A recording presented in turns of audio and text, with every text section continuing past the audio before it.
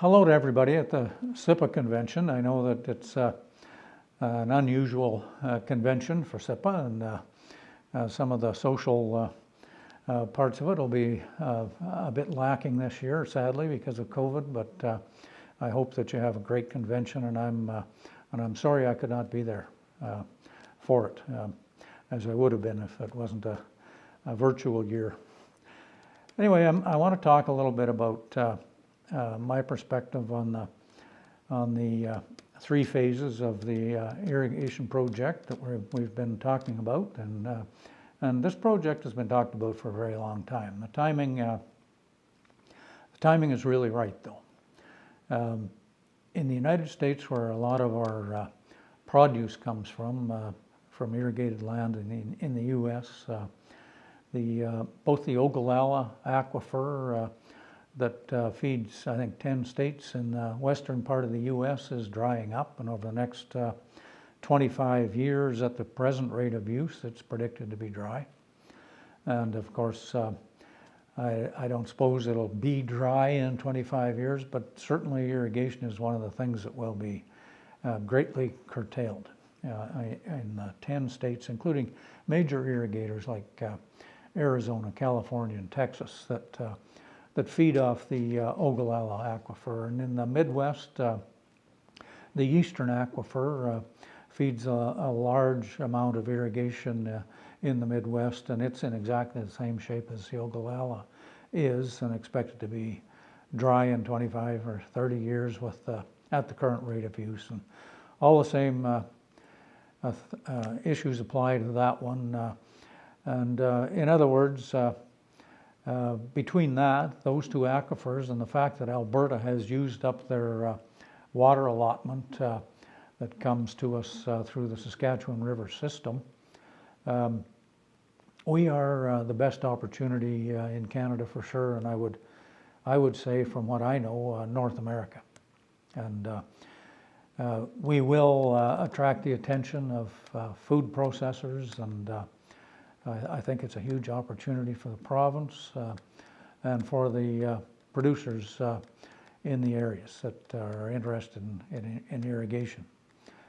It'll give our farmers an opportunity to grow higher value crops, table crops, and that will provide huge opportunities and give our country more food security.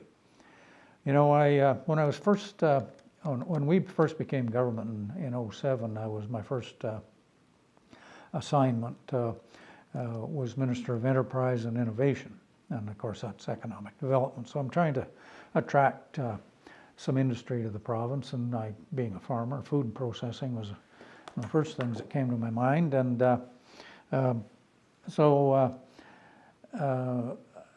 I came in contact with a large company from Ontario, a large food processor you might know as Campbell Soup, and told them about us, and they were interested, but not ready to make a move at that time. Later, in about 2016, I think, when I was Minister of Agriculture, I asked the people at Agriculture to come up with a list of food processing companies in the country that had older facilities and maybe not in the best, most business-friendly places to do the kind of work that they did, and Campbell Soup was right on the top of that list again. So we had a visit with them, and then eventually they came here, and when they got here, they knew everything about us, and they knew more about the Outlook area than probably most guys that actually farm there do. They knew the soil types and the different RMs, and had rainfall stats for every RM in the area, and they knew about our long summer days, and they knew about our heat units, and they were well informed.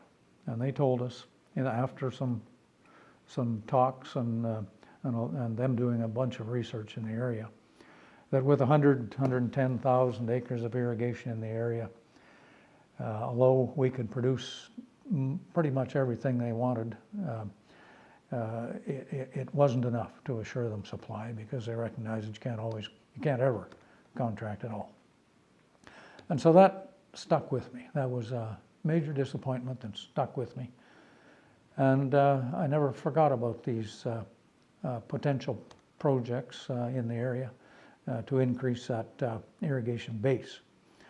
And it's not just about agriculture, it's about the whole economy, and as I mentioned, food security, but it's business attraction, it's processing investment, and it's job creation potentially in the thousands, and a broader, more secure tax base both for the province and for the municipalities in the area and near the area. The project is in 3 phases. It's proposed in 3 phases to be built out over the next 10 years or so, and is estimated to cost up to $4 billion. Phase 1 and phase 2 are focused on finishing the West Side Canal, finishing and expanding the West Side Canal, and works that were abandoned by a previous government in the early 1970s. This year, $22.5 million have been budgeted as part of phase 1 to immediately begin preliminary engineering and initial construction of the West Side irrigation project. Preliminary soil quality analysis of the Qu'Appelle South irrigation project will also begin this year and funded out of that $22.5 million. The first portion of the West Side project will begin first and cost roughly $500 million and will in itself irrigate about 80,000 acres. But it will be built large enough to accommodate phase 2. This project is considered one of the most shovel-ready in our province, and with 90% of the original main canal already in place, although in need of rehab and enlargement. The Qu'Appelle South project would be a large multi-use water supply system with capacity for about an additional 120,000 acres of irrigation and cost close to $2 billion. It will provide the Moose Jaw-Regina industrial corridor with a secure source of water for the next century, as well as many other communities and potash mines and things of that nature, businesses and industries in the area. $4 billion is a lot of money, and we don't throw that sum around loosely. We're still hoping to get a commitment from the federal government, and we're working hard at achieving that. But this is a project that is transformational to the economy of Saskatchewan, and we are committed to seeing it built. And as I mentioned, starting with phase 1 of the West Side. The whole project provides huge building blocks for the economy of the province, and will create more jobs in almost every sector of the economy. I know you're going to be hearing from Clinton Mouldy and others, but Clinton will fill out a lot of the blanks and answer some of the questions